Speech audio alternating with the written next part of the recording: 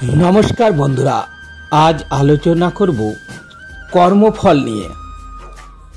कर्मफल जा सबाइके भोग करते हय, पुत्र रूपे, कन्या रूपे, नाती रूपे, नातिनी रूपे बा जामाई रूपे बा बौमा रूपे आमादेर संसारे कारा आसे, जादेर साथे आमादेर पूर्वकर्मेर सम्पर्क थाके। एक ग्रामे एक कृषक बास करत, जार এই সংসারে কেউ ছিল না, মা না, বাবা না, স্ত্রী না, পুত্র না, কেউই না। কিন্তু তার বিষয় সম্পত্তি ছিল অগাধ, জমি জায়গা, বাঁধা পুকুর, অনেক কিছুই। সেখান থেকে তার প্রচুর আয় হতো, তা সে ব্যাংকে জমা করে রাখত। সেই গ্রামে এক ব্যবসায়ী ছিল, যে ব্যবসা নিপুণভাবে জানত, কিন্তু ব্যবসা বৃদ্ধির জন্য তার কাছে অর্থ ছিল না। সেই ব্যবসায়ী একদিন সেই কৃষককে এসে বলে, ভাই, তোমার তো প্রচুর বিষয় সম্পত্তি, কিন্তু সেখান থেকে তোমার ভালো উপার্জন হচ্ছে না। তুমি এগুলো বিক্রি করে আমাকে দাও, আমি সেই টাকা ব্যবসায় লাগাবো, সেখান থেকে তোমার প্রচুর আয় হবে। ব্যবসায়ীর কথা শুনে সেই কৃষক তার সম্পত্তির প্রায় সমস্ত অংশই বিক্রি করে সেই ব্যবসায়ীকে দিয়ে দেয়। কৃষকটি কেবলমাত্র তার কাছে একটি শখের ফুল বাগান রেখে দেয়, যেখানে তার এক প্রিয় গরু থাকত। এইদিকে ব্যবসায়ী কৃষকের কাছ থেকে টাকা পেয়ে তা সে ব্যবসায় লাগিয়ে দেয় এবং সে ব্যবসায় জানত খুব ভালো, তাই দিনের দিন ব্যবসা উন্নতি করতে থাকে। যেমন যেমন ব্যবসা উন্নতি লাভ করে, ব্যবসায়ীর মনে তেমন তেমন পাপ জন্মাতে শুরু করে। সে মনে মনে ভাবতে থাকে যে লাভ্যাংশের অর্ধেক অংশ কিন্তু আমি কৃষককে দেব না।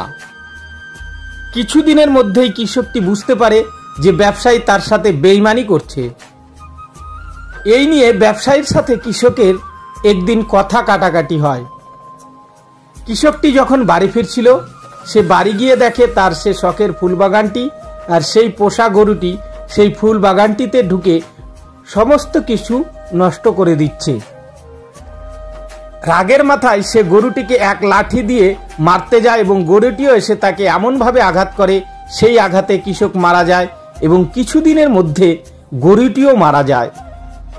এই খবর যখন ব্যবসায়ীর কানে এসে পৌঁছায়, ব্যবসায়ী তখন খুব খুশি হয়, কারণ সে জানতো যে কৃষকের কোনো উত্তরাধিকারী নেই, সুতরাং আর ব্যবসায়ের লাভ্যাংশের কেউ ভাগ নিতে আসবে না।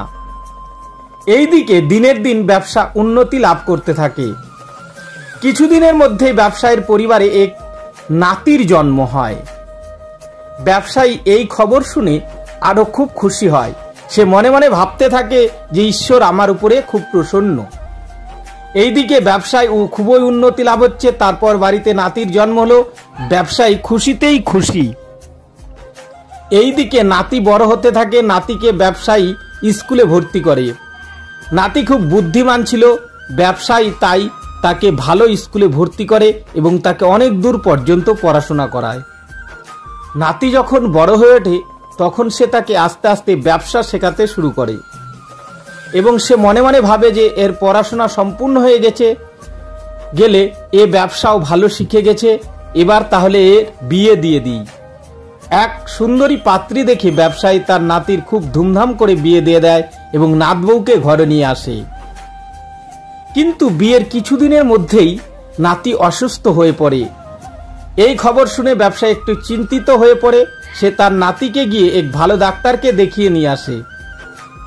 ব্যবসায়ী আরো চিন্তায় পড়ে যায়। সে আরো বড় ডাক্তারের কাছে নিয়ে যায়। সেও চিকিৎসা করে, ভালো ওষুধ দেয়, কিন্তু কিছুতেই রোগ আর সারে না। এইদিকে ব্যবসায়ীর চিন্তা বাড়তেই থাকে। তখন সে শহরের সবচেয়ে বড় হাসপাতালে নিয়ে গিয়ে তার নাতির চিকিৎসা করায়, কিন্তু সেখানেও কোনো লাভ হয় না। সর্বশেষে ডাক্তার জবাব দেয় যে আপনার নাতির এক দুরারোগ্য রোগ হয়েছে, তাকে সারানো খুবই অসম্ভব, সে কিছুদিনের মধ্যেই মারা যাবে। এই খবর শুনে ব্যবসায়ী খুব চিন্তিত হয়ে পড়ে এবং সবসময় সে নাতির কথা ভাবতে থাকে। তখন এক ভদ্রলোকের সাথে দেখা হয়। সে তাকে বলে, কি ব্যাপার, আপনাকে খুব চিন্তিত মনে হচ্ছে? ব্যবসায়ী তখন পুরো ঘটনাটি তাকে শোনায়। লোকটি ঘটনাটি শোনার পর বলে যে এ তো কোনো ব্যাপার নয়, আমাদের পাড়াতে এক হাকিম ডাক্তার আছে, আপনি তাকে দেখান, তার ঔষধে মৃত মানুষও সুস্থ হয়ে ওঠে। লোকটিও কথা শুনে ব্যবসায়ী তার নাতিকে নিয়ে সে হাকিমের কাছে যায়। হাকিম মাত্র 50 টাকার ঔষধ দেয়। সেই ঔষধ ব্যবসায়ী বাড়ি গিয়ে তার নাতিকে খাওয়ায়, কিন্তু ঔষধ খেয়ে নাতি সঙ্গে সঙ্গেই মারা যায়। নাতির মৃত্যুতে ব্যবসায়ী মাথায় বাজ পড়ে ভেঙে পড়ে। সে বাড়িতে বসে কাঁদতে থাকে। ব্যবসায়ীর সাথে সাথে তার স্ত্রী, আত্মীয় স্বজন সবাই কাঁদতে থাকে। এই খবর যখন গ্রামের লোক শুনতে পায়, তারাও শোকাহত হয়ে পড়ে। ঠিক সেই সময় গ্রামের পথ দিয়ে এক সাধু পেরিয়ে যাচ্ছিলেন।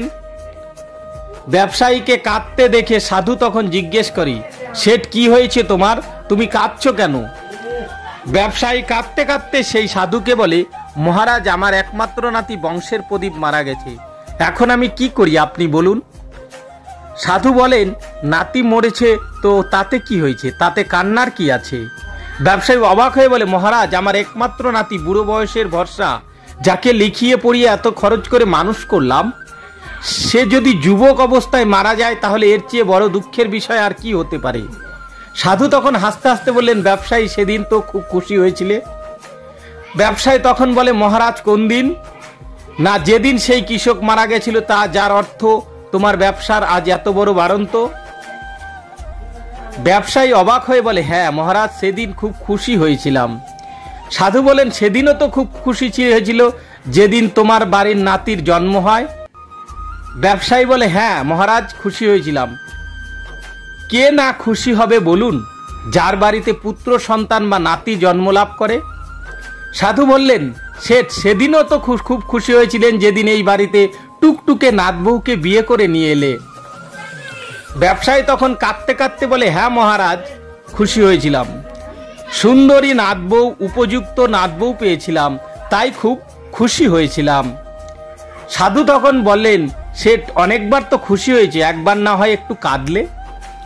এইসব তোমার কর্মফল। যে কৃষকের অর্থে তোমার ব্যবসায় এত বারবারন্ত, সেই কৃষকই তোমার বাড়িতে নাতি হয়ে জন্মগ্রহণ করেছিল। নাতিকে লালন পালন করতে, পড়াশোনা করাতে, ধুমধাম করে বিয়ে দিতে, তারপর তার চিকিৎসা করাতে সে যে অর্থ তুমি ব্যয় করেছ, তা সে কৃষকেরই অর্থ। তার প্রাপ্যের মাত্র 50 টাকা বাকি ছিল, তখন সে হাকিমের মাধ্যমে সে টাকা তোমার কাছ থেকে আদায় করে নিয়ে গেছে।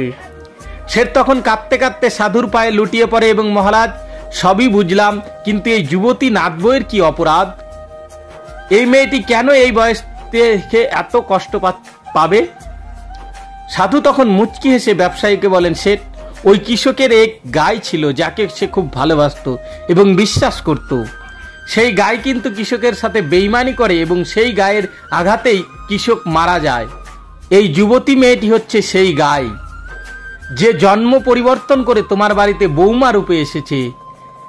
যেহেতু যুবক অবস্থায় সে কৃষককে ধোকা দিয়েছিল, বেইমানি করেছিল, তাই এই যুবতী তার স্বামীকে হারিয়ে এই কষ্ট পেতে হবে। শেঠ কাঁদতে কাঁদতে সাধুর পায়ে লুটিয়ে পড়ে বলেন, মহারাজ, আমায় ক্ষমা করুন। ভিডিওটি কেমন লাগলো কমেন্টে জানাবে। যদি ভালো লাগে অবশ্যই লাইক, শেয়ার ও কমেন্ট করবে। আর যারা চ্যানেলে নতুন, সাবস্ক্রাইব করে সঙ্গে থাকবে। ধন্যবাদ সবাইকে।